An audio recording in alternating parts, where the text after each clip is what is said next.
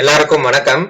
நம்ம எம்சியோட ப்ரிப்பரேஷன் சீரீஸ்ல நெக்ஸ்ட் என்ன கண்டென்ட் பார்க்க போறோம் அப்படின்னா, நெக்ஸ்ட் இப்ப நம்ம இனிமேல் கொஞ்சம் என்னன்னா, ஏன்னா டேட்ஸ் எப்பனாலும் நமக்கு வந்து ரிஜிஸ்ட்ரேஷன் டேட் எல்லாமே அனௌன்ஸ் பண்ணலாம். ஸோ அதனால நம்ம இனிமேல் கான்செப்ட் வைஸா போறதை காட்டிலும் கொஸ்டின் டிஸ்கஷன்ஸ் வந்து நம்ம அடுத்து போஸ்ட் பண்ணலாம் அப்படிங்கிற ஒரு ஐடியால கொஸ்டின் டிஸ்கஷன், கம்ப்யூட்டர் அவேர்னஸோட கொஸ்டின் டிஸ்கஷன்ல பார்ட் 1 அப்படிங்கிற வீடியோவை பார்க்க போலாம். ஸோ இந்த ஃபர்ஸ்ட் வீடியோல இதுல ஒரு 10 கொஸ்டின்ஸ் நம்ம டிஸ்கஸ் பண்ணிருப்போம். அதுலயே வந்து நம்ம என்ன உங்களுக்கு ஆக்சுவலா ஆப்ஷன்ஸ் வச்சே நம்ம எல்லாமே டிஸ்கஸ் பண்ணிடலாம். ஸோ இது எல்லாமே ப்ரீவியஸ் இயர் கொஸ்டின்ஸ் தான், ப்ரீவியஸ் இயர் கொஸ்டின்ஸ்குள்ள வந்தது தான். ஸோ ஃபர்ஸ்ட் கொஸ்டின் பார்ப்போம். ஃபர்ஸ்ட் கொஸ்டின்ல நமக்கு என்ன கொடுத்துருக்காங்க அப்படின்னா, எ ப்ரோக்ராம், இது ஈஸியான question, a program that converts source code into a machine code. So source கோட மிஷின் கோடா மாத்துறது யாரு அப்படின்னு கேட்டீங்க அப்படின்னா, இந்த ஆப்ஷன்ல வந்து சோர்ஸ் கோட் அப்படிங்கிறது நம்மளுடைய ஆக்சுவல் ப்ரோக்ராம். அந்த ஆக்சுவல் ப்ரோக்ராம் மிஷினுக்கு புரியுற மாதிரியான ஒரு கோட் லாங்குவேஜ்ல மிஷின் கோட் லாங்குவேஜ் மாத்துறது வந்து யாரோட பர்பஸ் அப்படின்னா, கம்பைலர் தான் அந்த டாஸ்க பண்ணும். சோ ஆன்சர் வந்து இங்க கம்பைலர். சோ மத்த ஆப்ஷன் ஏன் அசம்பிளர் அப்படிங்கிறது என்னது அப்படின்னா, அசம்பிளர் வந்து அசம்பிளி லெவல் லாங்குவேஜ் மிஷின் கோடா மாத்துறது அப்படிங்கிறது அசம்பிளர். இப்ப இந்த இடத்துல சோர்ஸ் கோடுக்கு பதிலா அசம்பிளி லாங்குவேஜ் அப்படின்னு சொல்லி கொடுத்திருந்தாங்க அப்படின்னா, அசம்பிளி லாங்குவேஜ வந்து நமக்கு வந்து மிஷின் கோடா மாத்துறதுன்னு கொடுத்திருந்தாங்கன்னா அசம்பிளர் தான் ஆன்சர். சோ லோடரோட பர்பஸ் என்ன அப்படின்னு கேட்டீங்க அப்படின்னா, ஒரு ஃபைலை எக்ஸிக்யூட் பண்றதுக்கு மெமரியில வந்து லோட் பண்ணும். இப்ப நம்ம கிட்ட ஒரு ஃபைல் இருக்கு, அந்த ஃபைலை வந்து நான் வந்து ரன் பண்ணணும் அப்படின்னு நினைக்கிறீங்க அப்படின்னா, அதை ஃபர்ஸ்ட் என்ன பண்ணணும் அப்படின்னா மெமரிக்கு லோட் பண்ணணும். சோ அந்த மெமரிக்கு லோட் பண்ணக்கூடிய ப்ராசஸ் பண்ணக்கூடியதான் loader. So loader will loads the executable file into a memory for memory. ஓகேவா? அடுத்து வந்து கன்வெர்ட்டர் அப்படிங்கிற ஒரு டேர்மே கிடையாது. சோ இதுல நல்ல ஆப்ஷன்ஸ் எல்லாம் பாத்துக்கோங்க. கன்வெர்ட்டர் அப்படிங்கிற ஒரு விஷயமே ஸ்டாண்டர்டா சாஃப்ட்வேர், அதாவது ப்ரோக்ராமிங் லாங்குவேஜஸ்ல ஸ்டாண்டர்டா கன்வெர்ட்டர் அப்படிங்கிறது கிடையாது. அதே மாதிரி கம்பைலர்னு இருக்கு. சம் லாங்குவேஜஸ்ல என்ன இருக்கும் அப்படின்னா, இன்டர்பிரட்டர் அப்படின்னு ஒன்னு இருக்கும். சம் லாங்குவேஜஸ்ல என்ன இருக்கும்னா, ப்ரோக்ராமிங் இன்டர்பிரட்டர்னு இருக்கும். கம்பைலர் ஆர் இன்டர்பிரட்டர்னு சொல்லுவாங்க. இப்ப பைத்தான்லாம் எடுத்துக்கிட்டீங்கன்னா, பைத்தானை வந்து இன்டர்பிரட்டர் லாங்குவேஜ்னு சொல்லுவாங்க. இது ரெண்டுக்கு என்ன வித்தியாசம் அப்படின்னு பார்த்தோம் அப்படின்னா, கம்பைலர் என்ன பண்ணும் அப்படின்னா, மொத்த சோர்ஸ் கோடையும் அட் ஒன்ஸ் வந்து கம்பைல் பண்ணும். சோ லைன் பை லைனா கம்பைல் பண்ணாது, மொத்த சோர்ஸ் கோடையும் கம்ப்ளீட்டா ஒரு ப்ரோக்ராம கம்ப்ளீட்டா பண்ணும். ஆனா இன்டர்பிரட்டர் என்ன பண்ணும் அப்படின்னா, லைன் பை லைனா கம்பைல் பண்ணும். சோ லைன் பை லைனா வந்து இந்த சோர்ஸ் கோட்ல இருந்து மிஷின் கோட் ப்ராசஸிங்க்கு வந்து மாத்துறது லைன் பை லைனா மாத்தும். ஆனா கம்பைலர் வந்து அட் சிங்கிள் டேக்ல அட் ஒன்ஸ்ல பண்ணும். சோ பைத்தான் வந்து best example for interpreter language. பைத்தான இன்டர்பிரட்டர் லாங்குவேஜ் தான் சொல்லுவாங்க. சரியா? அடுத்து செகண்ட் கொஸ்டின் பார்க்கலாம். செகண்ட் கொஸ்டின் இது சிம்பிள், ரொம்ப சிம்பிள். இந்த ஃபுல் ஃபார்ம்லாம் நீங்க நிறைய பாத்துக்கணும். சோ ஃபுல் ஃபார்ம் வந்து கொஸ்டின்ஸ் வந்து 1 or 2 கொஸ்டின்ஸ் நம்மளால எதிர்பார்க்க முடியும். சோ யூஆர்எல் ஃபுல் ஃபார்ம் என்ன அப்படின்னு கேட்டீங்க அப்படின்னா, யூனிஃபார்ம் ரிசோர்ஸ் லொகேட்டர் அப்படின்னு சொல்லி சொல்லுவாங்க. இதுதான் first option, uniform resource locator. So uniform resource locator, அந்த யூஆர்எல் அப்படிங்கிறது என்னதுன்னா, அது ஒரு வெப் அட்ரஸ். அந்த வெப் அட்ரஸை வச்சுதான் ஒரு பர்டிகுலர் சைட்டோடைய ரிசோர்சஸை நம்மளால லோட் பண்ண முடியும். இப்ப எக்ஸாம்பிளுக்கு இங்க சொல்லணும் அப்படின்னா, google.com அப்படின்னு நீங்க போடுறீங்களா, இந்த google.com அப்படிங்கிறது தான் யூஆர்எல். So www.google.com. அப்ப google.com உடைய பர்டிகுலர் அந்த வெப் பேஜுக்கு தேவைப்படக்கூடிய எல்லா resources, code file, image file எல்லாமே இந்த பர்டிகுலர் யூஆர்எல்ல தான் லோட் ஆயிருக்கும். சோ இந்த யூஆர்எல் யூஸ் பண்ணி தான் நம்ம அந்த எல்லா ரிசோர்ஸையும் அக்சஸ் பண்ணிக்க முடியும். சோ யூஆர்எல் அப்படிங்கிறது என்னன்னா, யூனிஃபார்ம் ரிசோர்ஸ் லொகேட்டர் அப்படின்னு சொல்லி சொல்லுவாங்க. அடுத்து மூணாவது கொஸ்டின் பார்க்கலாம். மூணாவது கொஸ்டின் இதுவுமே ஒரு ஃபுல் ஃபார்ம் டைப் தான். ஜிஃப் அப்படின்னு சொல்லி சொல்லுவாங்க. ஜிஃப் இமேஜ் நம்ம கேள்விப்பட்டிருப்போம். அந்த ஜிஃப்ங்கிறதோடைய ஃபுல் ஃபார்ம் என்ன அப்படின்னு சொல்லி கேட்டிருப்பாங்க. சோ இதோட ஜிஃபோட ஃபுல் ஃபார்ம் என்னதுன்னா, கிராஃபிக் இன்டர்சேஞ்ச் ஃபார்மட் அப்படின்னு சொல்லி சொல்லுவாங்க. சோ ஜிஃப் அப்படிங்கிறது இது ஒரு இமேஜ் ஃபைல் ஃபார்மட். இந்த இமேஜ்ல வந்து அனிமேஷனும் கம்ப்ரஷனும் சப்போர்ட் ஆகும். சோ ஜிஃப் இமேஜ் வந்து மூவபிள் இமேஜஸ் சொல்லி சொல்லுவோம், பார்த்திருப்பீங்க நீங்க. சரியா? சோ ஜிஃப் அப்படிங்கிறது கிராஃபிக் இன்டர்சேஞ்ச் ஃபார்மட் அப்படின்னு சொல்லி சொல்லுவாங்க. சோ நெக்ஸ்ட் கொஸ்டின் பார்த்தோம் அப்படின்னா, which of the following protocol அப்படிங்கிறது என்னது அப்படின்னா, செட் ஆஃப் ரூல்ஸ் அப்படின்னு சொல்லி சொல்லுவாங்க.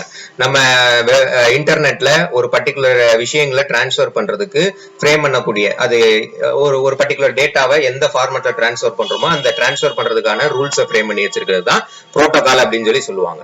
சோ இந்த புரோட்டோகால், அதாவது அவங்க என்ன கேட்டிருக்காங்க, which of the following protocol is used in email servers. இந்த இமெயில் சர்வர்ஸ்ல எந்த புரோட்டோகால் வந்து யூஸ் பண்ணுவாங்க அப்படின்னு கேட்டீங்க அப்படின்னா, ஆன்சர் வந்து SMTP.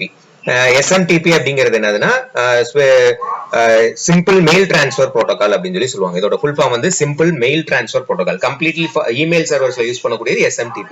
இந்த FTP அப்படிங்கிறது என்னதுன்னா ஃபைல் டிரான்ஸ்ஃபர் புரோட்டோகால் அப்படின்னு சொல்லி சொல்லுவாங்க. இந்த புரோட்டோகால் வந்து ஏதாவது நார்மலான ஒரு ஃபைல்ஸை வந்து நம்ம லோக்கல் மிஷின்ல இருந்தோ இல்ல லோக்கல் மிஷின்ல இருந்து ரிமோட் சர்வர்ஸ்க்கு டிரான்ஸ்ஃபர் பண்ணணும் அப்படின்னா அப்ப இந்த FTP யோட பர்பஸ் யூஸ் ஆகும். TCP அப்படிங்கிறது டிரான்ஸ்போர்ட் லேயர்ல செயல்படக்கூடிய புரோட்டோகால், டிரான்ஸ்மிஷன் கண்ட்ரோல் புரோட்டோகால் அப்படின்னு சொல்லி சொல்லுவாங்க. சோ இந்த TCPங்கிறது இது ஒரு ரிலையபிள் புரோட்டோகால். இது இமெயிலுக்கும் இதுக்கும் சம்பந்தம் கிடையாது. இந்த TCP புரோட்டோகால் என்ன பண்ணும் அப்படின்னா ஒரு நெட்வொர்க் ஒரு இன்டர்நெட்ல ஒரு டேட்டா டிரான்ஸ்ஃபர் ஆகிட்டு இருக்கும்போது ஒரு லேயருக்கு ரெண்டு லேயருக்கு இடையில கம்யூனிகேஷன் லேயரா இது வந்து எண்ட் டு எண்ட் டிரான்ஸ்போர்ட் லேயரா செயல்படக்கூடியதான் டிரான்ஸ்மிஷன் கண்ட்ரோல் புரோட்டோகால் அப்படின்னு சொல்லி சொல்லுவாங்க. SNMP அப்படிங்கிறது நெட்வொர்க் மேனேஜ்மெண்ட், நெட்வொர்க்கை வந்து மேனேஜ்மெண்ட் பண்றதுக்காக யூஸ் பண்ணக்கூடிய புரோட்டோகால். சரியா? Next ethernet. அந்த ஈத்தர்நெட் அப்படிங்கிறது என்ன அப்படின்னு கேட்டீங்க அப்படின்னா ஈத்தர்நெட் அப்படிங்கிறது ஒரு கேபிள். இந்த கேபிள் எதுக்காக யூஸ் ஆகும் அப்படின்னா to connect computers in local area network. Local area நெட்வொர்க்ல நீங்க கம்ப்யூட்டர்ஸை கனெக்ட் பண்றதுக்காக யூஸ் பண்ணக்கூடிய கேபிளுக்கு பேர் தான் ஈத்தர்நெட் கேபிள் அப்படின்னு சொல்லி சொல்லுவாங்க. சரியா? இதெல்லாம் நம்ம பார்த்திருப்போம். சோ இதுல மத்த ஆப்ஷன்ஸ் எதுவுமே கேபிளுக்கு ஓரியன்டா வராது. ஈத்தர்நெட் கேபிள் வந்து கம்ப்ளீட்லி ஈத்தர்நெட் அப்படிங்கிறது என்னது அப்படின்னா ஒரு லேண்ட் டெக்னாலஜிய, அதாவது ஈத்தர்நெட் அப்படிங்கிறது ஒரு லேண்ட் டெக்னாலஜி. இது எதுக்காக யூஸ் ஆகும் அப்படின்னா ஒரு வயர்டு நெட்வொர்க்கிங்க ஃபார்ம் பண்றதுக்காக யூஸ் ஆகும். வயர்டு நெட்வொர்க்கிங்க ஃபார்ம் பண்ணணும். நெக்ஸ்ட் பார்த்தோம் அப்படின்னா சிக்ஸ்த் கொஸ்டின் என்னது அப்படின்னா OSI லேயர்ல கேட்டிருப்பாங்க. OSI லேயர்ல டோட்டலி 7 லேயர்ஸ் நமக்கு உண்டு. சோ அவங்க கொஸ்டின் என்ன, which OSI layer is responsible for encryption or decryption process. So என்கிரிப்ஷனோ இல்ல டீக்ரிப்ஷனோ இந்த ப்ராசஸ் பண்றது எந்த லேயர்ல நடக்கும் அப்படின்னு கேட்டிருக்காங்க. சோ இதுக்கு ஆப்ஷன் வந்து presentation layer. So basically presentation layer வந்து 6th லேயர், அப்ளிகேஷன் லேயர் வந்து 7th லேயர். ஓகேவா? சோ இதுல வந்து பிரசன்டேஷன் லேயருடைய பேசிக் ஃபங்க்ஷனாலிட்டி எல்லாம் என்னன்னு பாத்தீங்க அப்படின்னா என்கிரிப்ஷன் பண்ணும், டீக்ரிப்ஷன் பண்ணும், கம்ப்ரஷன் பண்ணும், டீகம்ப்ரஷன் பண்ணும். இது எல்லாமே ஃபங்க்ஷனாலிட்டி ஆஃப் பிரசன்டேஷன் லேயர். ஓகேவா? அதாவது டேட்டாவை எப்படி பிரசன்ட் பண்ணலாம், டேட்டாவுடைய ஃபார்மேட்ஸ் ஜேபிஜில கொடுக்கறதா, இதுல ஜிப்ல கொடுக்கறதா, பிடிஎஃப்ல கொடுக்கறதா, இந்த மாதிரி அந்த டேட்டாவை எப்படி பிரசன்ட் பண்ணலாங்கிறது ஒரு ஃபங்க்ஷனாலிட்டி தான் பிரசன்டேஷன் லேயர்ல நடக்கும். சோ மெயின் ஃபங்க்ஷன்ஸ் வந்து என்கிரிப்ஷன், டீக்ரிப்ஷன் நடக்கும், கம்ப்ரஷன், டீகம்ப்ரஷன் இதெல்லாம் நடக்கும். சரியா? சோ அடுத்து 7th question, again one full form question. XML. நம்ம HTML கேள்விப்பட்டிருப்போம். HTML அப்படிங்கிறது ஹைப்பர் டெக்ஸ்ட் மார்க்அப் லாங்குவேஜ் அப்படின்னு சொல்லி பார்த்திருப்போம். சோ இந்த XML அப்படிங்கிறது என்னது அப்படின்னா எக்ஸ்டென்சிபிள் மார்க்அப் லாங்குவேஜ் அப்படின்னு சொல்லி சொல்லுவாங்க. Extensible markup language. XML அப்படிங்கிறது எக்ஸ்டென்சிபிள் மார்க்அப் லாங்குவேஜ். HTML-க்கும் XML-க்கும் என்ன வித்தியாசம் அப்படின்னு கேட்டீங்க அப்படின்னா HTML-ல எல்லா டேக்ஸுமே ப்ரீ டிஃபைன் டேக்ஸ் தான் இருக்கும். நம்மளால யூசர் டிஃபைன்டா ஒரு டேக்ஸை வந்து நம்மளால கிரியேட் பண்ண முடியாது. ப்ரீ டிஃபைன் டேக்ஸ் தான் வந்து நம்மளால HTML-ல யூஸ் பண்ண முடியும். ஆனா XML என்ன பண்ணும் அப்படின்னா நம்மளோட ஓன் டேக்கை யூஸ் பண்ண, ஓனா நம்மளா ஒரு டேக் கிரியேட் பண்றதுக்கு XML சப்போர்ட் பண்ணும். சோ அது மூலமா நம்மளால என்ன பண்ண முடியும் அப்படின்னா டேட்டாஸை ஸ்டோர் பண்ணி வச்சுக்க முடியும். சோ இந்த XML-க்கும் HTML-க்கும் இதுதான் வித்தியாசம். சோ XML அப்படிங்கிறது ஒரு எக்ஸ்டென்சிபிள் மார்க்அப் லாங்குவேஜ் அப்படின்னு சொல்லி சொல்லுவாங்க. அடுத்து next question, 8th question. So 8th கொஸ்டின்ல பாருங்க, in C language, C programming லாங்குவேஜ்ல auto, static, register and extend are what, இதெல்லாம் என்ன அப்படின்னு கேக்குறாங்க. இதெல்லாம் என்ன டேர்ம்னு சொல்லுவாங்க அப்படின்னா இது எல்லாமே ஸ்டோரேஜ் கிளாஸஸ் அப்படின்னு சொல்லி சொல்லுவாங்க. சில வந்து பொதுவா 4 ஸ்டோரேஜ் கிளாஸஸ் இருக்கு. Auto, static, register, extend. இந்த ஸ்டோரேஜ் கிளாஸ் எல்லாம் என்ன பண்ணும் அப்படின்னா ஒரு வேரியபிளுடைய ஸ்கோப் என்ன, அதனுடைய லைஃப் டைம் எவ்வளவு, அதனுடைய விசிபிலிட்டி எது வரைக்கும் இருக்கும், இது எல்லாத்தையுமே சொல்றது அந்த ஸ்டோரேஜ் கிளாஸ் அப்படின்னு சொல்லி சொல்லுவாங்க. ஓகேவா? மற்ற விஷயங்கள் இந்த டெலிமீட்டர் அப்படிங்கிறது என்னதுன்னா இந்த சிம்பிள்ஸ் லைக் பிராக்கெட், இந்த மாதிரி பிராக்கெட்ஸ் எல்லாம் யூஸ் பண்ணோம், இதெல்லாம் வந்து டெலிமீட்டர்ஸ் சொல்லுவாங்க. ஆபரேட்டர் அப்படிங்கிறது சிம்பிள். இப்ப எக்ஸாம்பிளுக்கு பிளஸ், மைனஸ், மல்டிப்ளிகேஷன், டிவிஷன் இதெல்லாமே ஆபரேட்டர்ஸ் சொல்லுவாங்க. ஃபங்க்ஷன் அப்படிங்கிறது குரூப் ஆஃப் இல்ல பிளாக் ஆஃப் கோட் அப்படின்னு சொல்லி சொல்லுவாங்க. Block of code to perform a specific particular task அப்படிங்கிறது தான் ஃபங்க்ஷன் அப்படின்னு சொல்லி சொல்லுவாங்க. சோ அப்ப auto, static, register and extend இதெல்லாமே என்னதுன்னா ஸ்டோரேஜ் கிளாஸஸ் அப்படின்னு சொல்லி சொல்லுவாங்க. சரியா? அடுத்து 9th கொஸ்டின் பாருங்க. which of the following command is used in Linux environment to remove the directories recursively? So அப்ப லினக்ஸ்ல ஒரு டைரக்டரியை நீங்க ரிகர்சிவ்ல ரிமூவ் பண்றதுக்கு, ரிகர்சிவ்லினா என்னதுன்னா இப்போ ஒரு டைரக்டரி இருக்குன்னா அந்த டைரக்டரிக்குள்ள ஒரு ஃபோல்டர் இருக்கலாம், அந்த சப் டைரக்டரிஸ் இருக்கலாம், ஃபைல்ஸ் இருக்கலாம், இது எல்லாமே இருக்கிறத பேர் தான் ரிகர்சிவ்லி அப்படின்னு சொல்லி சொல்லுவாங்க. சோ அப்ப இத அந்த ஒரு டைரக்டரியை ரிகர்சிவா நம்ம ரிமூவ் பண்றதுக்கு நமக்கு என்ன கமாண்ட் அப்படின்னா லினக்ஸ் கமாண்ட் அப்படின்னா rm-r இந்த கமாண்டை யூஸ் பண்ணி தான் நம்மளால ரிமூவ் பண்ண முடியும். எக்ஸாம்பிளுக்கு எப்படி கொடுப்பாங்கன்னா rm ஸ்பேஸ் விட்டு -r அந்த டைரக்டரியோட நேம் சொன்னீங்கன்னா இது வந்து என்ன பண்ணிரும் அப்படின்னா உங்களுக்கு ரிமூவ் பண்ணிரும்.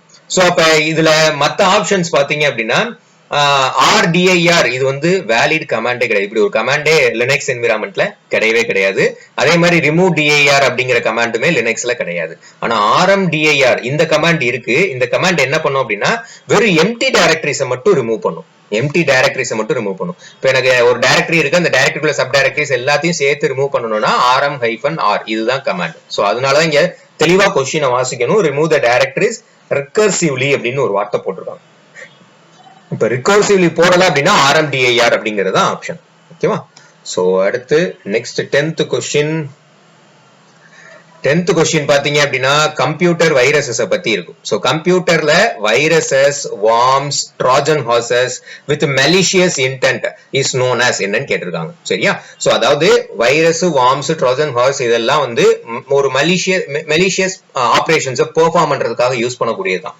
ஒரு கம்ப்யூட்டர்ல ஹார்ம்ஃபுல்லா நம்மளுடைய பெர்மிஷன்ஸ் இல்லாம அதுவா அன்வான்டான ஒரு ப்ராசஸ் ஏதாவது ஆபரேஷன்ஸ் எல்லாம் பண்றதுக்கு யூஸ் பண்ணக்கூடியது அந்த virus, worms and Trojan horses. So அப்ப இதுக்கு பேர் என்னது அப்படின்னா மால்வேர் அப்படின்னு சொல்லி சொல்லுவாங்க. சரியா? சோ இதை ஏன் மால்வேர் அப்படிங்கிறது என்னன்னா மெலிஷியஸ் சாஃப்ட்வேர் அப்படின்னு சொல்லி சொல்லுவாங்க. இந்த வைரஸ், வார்ம்ஸ், ட்ராஜன் ஹார்ஸ் எல்லாமே ஒரு மெலிஷியஸ் சாஃப்ட்வேர். அண்ட் தென் இதுல இன்னும் ரெண்டு என்ன வரலாம் அப்படின்னா ரான்சம் வேர், ஸ்பைவேர், இது எல்லாமே மெலிஷியஸ் சாஃப்ட்வேர் தான். சோ நீங்க என்ன நினைச்சிடக்கூடாதுன்னா ஸ்பைவேர் நினைச்சிடக்கூடாது. ஸ்பைவேரும் one type of malicious software, வைரஸும் one type of malicious software. சரியா? அதனால இது ஆப்ஷன் கிடையாது. அடுத்து ஸ்பேம் அப்படிங்கிறது என்னன்னா அன்வான்டட் மெசேஜஸ் சொல்லுவாங்க, அதான் ஸ்பேம்னு சொல்லுவாங்க. லாஜிக் பாம் அப்படிங்கிறது இது ஒரு பர்டிகுலர் அட்டாக்கோடைய ஒரு பர்டிகுலர் டைப் ஆஃப் அட்டாக்னு சொல்லலாம். லாஜிக் பாம்ங்கிறது ஒரு பர்டிகுலர் டைப் ஆஃப் அட்டாக்னு சொல்லுவாங்க. சோ அப்ப நல்லா பாத்தீங்கன்னா இப்போ ஒரு 10 கொஸ்டின் டிஸ்கஸ் பண்ணி எல்லாமே ப்ரீவியஸ் இயர் கொஸ்டின்ஸ்ல தான் டான்செட் MCAல கம்ப்யூட்டர் அவேர்னஸ்ல ஏற்கனவே கேட்ட கொஸ்டினை நம்ம டிஸ்கஸ் பண்ணிருக்கோம். இதுவும் சும்மா நம்ம டிஸ்கஸ் பண்ணல. சோ இது நல்லா பாத்தீங்கன்னா இங்க பாருங்க, இது வந்து கம்ப்யூட்டரோட வைரஸ் இந்த மாதிரியான மெலிஷியஸ் சாஃப்ட்வேர் மால்வேரோட டீல் பண்ணக்கூடிய கொஸ்டின். இது வந்து லினக்ஸ் கமாண்டோட டீல் பண்ணக்கூடியது.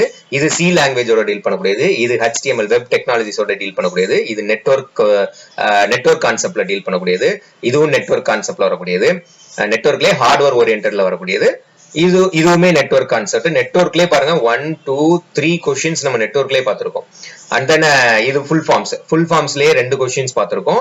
அண்ட் தென் இதுவுமே வந்து கம்பைலர் ஓரியன்டட், ப்ரோக்ராமிங் லாங்குவேஜஸ் ஓரியன்டா கேட்டிருக்கோம். சோ அப்ப எந்தெந்த டாபிக்லாம் ஒவ்வொரு கொஸ்டின்ல இருந்தே நீங்க இந்த டாபிக்லாம் நம்ம பார்க்கலாம், இந்த டாபிக்லாம் பார்க்கலாங்கிற ஒரு ஐடியாலஜி உங்களுக்கு கிடைச்சிருக்கும். இப்ப இதுல ஏதாவது டவுட்ஸ் இருந்துச்சு அப்படின்னா கீழே கமெண்ட்ஸ்ல மென்ஷன் பண்ணுங்க, நான் கண்டிப்பா கிளியர் பண்றேன். இதுக்கு அடுத்து இன்னொரு பார்ட் 2ல இன்னும் செட் ஆஃப் கொஸ்டின்ஸை வந்து நம்ம டிஸ்கஸ் பண்ணலாம். தேங்க்யூ.